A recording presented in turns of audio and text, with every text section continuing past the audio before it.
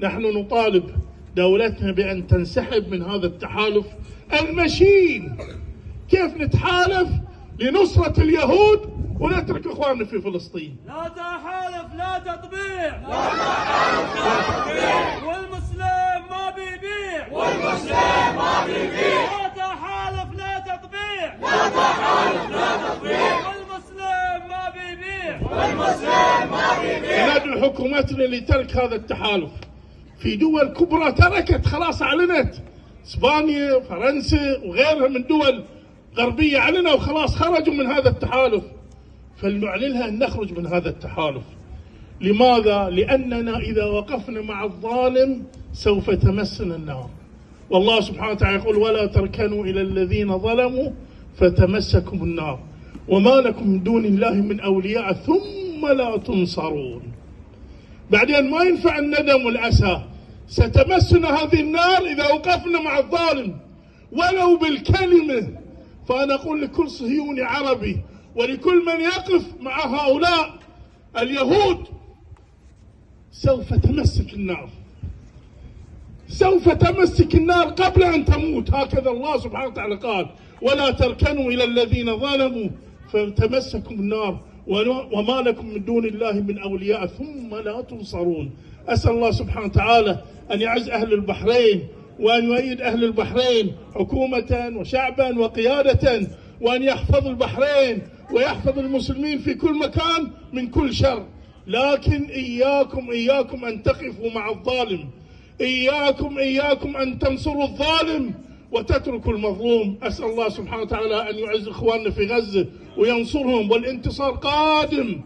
جزاك الله خير أخونا كلمة يعني النائب أثرت صدري. النصر قادم. الله سبحانه وتعالى يقول: أذن للذين يقاتلون بأنهم ظلموا وإن الله على نصرهم لقدير. النصر قادم، النصر قادم، لكن يحتاج منا الصبر، ولعل هذا التأخير فيه خير لنا ولأهل غزة. اللهم انصرهم يا رب العالمين. وصلى اللهم وسلم على سيدنا محمد وعلى آله وصحبه وسلم.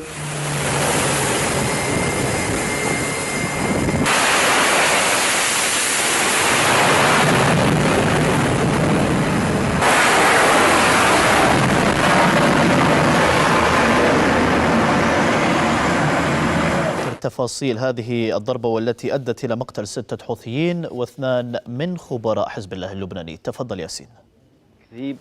في شمال محافظة الحديدة. أما الضربة الأخيرة فقال قالت بعض المصادر أن 6 من جماعة الحوثيين وخبيرين بإطلاق الصواريخ قتلوا في هذه المنطقة. وكذلك أيضا تتحدث بعض المصادر عن نقل أسلحة من محافظة صنعاء ومن دمار وعمران. انتقلت هذه الأسلحة باتجاهات متعددة في محافظة الحديدة. وكذلك أيضا أمريكيين أن أمريكا وبريطانيا توجهان حاليا ضربات في اليمن على أهداف عديدة للحوثيين.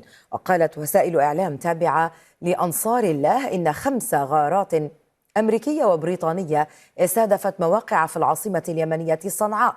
ونقلت واشنطن بوست عن مسؤولين أمريكيين قولهم إن الولايات المتحدة وبريطانيا شنتا عشرات الضربات ضد المسلحين الحوثيين مساء السبت. أضاف المسؤولون أن الضربات هي أكبر عمل عسكري ضد الحوثيين منذ أسبوعين، وأنها استهدفت البنية التحتية والأسلحة التي يستخدمونها لتنفيذ هجماتهم حسب ما قال المسؤولون الأمريكيون.